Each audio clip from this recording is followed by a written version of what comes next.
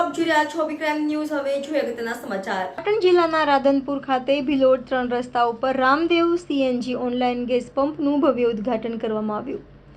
સંત શ્રી વાળીનાથ ધામના 1008 મહામંડલેશ્વર શ્રી ઘનશ્યામપુરી બાપુના હસ્તે પાટણ જિલ્લાના રાધનપુર ખાતે આવેલ ભિલોડ 3 રસ્તા ઉપર રામદેવ સીએનજી ગેસ પંપનું ભવ્ય ઉદ્ઘાટન કરવામાં આવ્યું। આ પ્રસંગે પાટણ જિલ્લા પંચાયતના પ્રમુખ હેતલબેન ઠાકોર, રાધનપુરના ધારાસભ્ય લવિંગજી સોલંકી અને નાનાપુરા હનુમાનજી મંદિરના મહંત દેવગીરી બાપુ અને રેલવે સ્ટેશન ગોગા મહારાજના સંતશ્રી અને ગુજરાત વિધાનસભાના અધ્યક્ષના નાના ભાઈ પરબતભાઈ ચૌધરી અને ગોવાભાઈ રબારી, અમથાભાઈ ચૌધારી, વારાહી માર્કેટયાર્ડના ચેરમેન ભેમાભાઈ ચૌધરી, ભરવાડ સમાજના ભામાશાહ વિનુભાઈ ગમારા અને ઉત્તમ ડેરીના વાઇસ ચેરમેન નવગણભાઈ ભરવાડ અને પંપના માલિક ગફુરભાઈ ભરવાડ અને તેમના ભાગીદાર દીપકભાઈ પટેલ, રાકેશભાઈ પટેલ, પૂનમભાઈ સવરાજ, ટ્રેક્ટરના માલિક પરબતભાઈ ચૌધરી અને અન્ય મહાનુભાવોની ઉપસ્થિતિની અંદર બોર્ડર વિસ્તારની અંદર ઓનલાઈન ગેસ પંપનું ભવ્ય ઉદ્ઘાટન કરવામાં આવ્યું।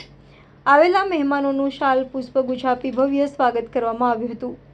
સાધુ સંતો દ્વારા આશીષ વચન આપવામાં ઓનલાઈન ગેસ કંપનીની માંગણીને ધ્યાનમાં રાખીને સાબરમતી દ્વારા ગેસ કંપનીનો ઓનલાઈન રાધનપુર ખાતે મંજૂર કરી આજરોજ ઉદ્ઘાટન કરવામાં આવતા મોટી સંખ્યામાં વાહન ચાલકો, સાધુ સંતો, રાજકીય અગ્રણીઓ સહિતના મહાનુભાવો ઉપસ્થિત રહ્યા હતા। રિપોર્ટર ચેતન પંચાલ, અભિક્રાઇમ ન્યૂઝ, પાટણ।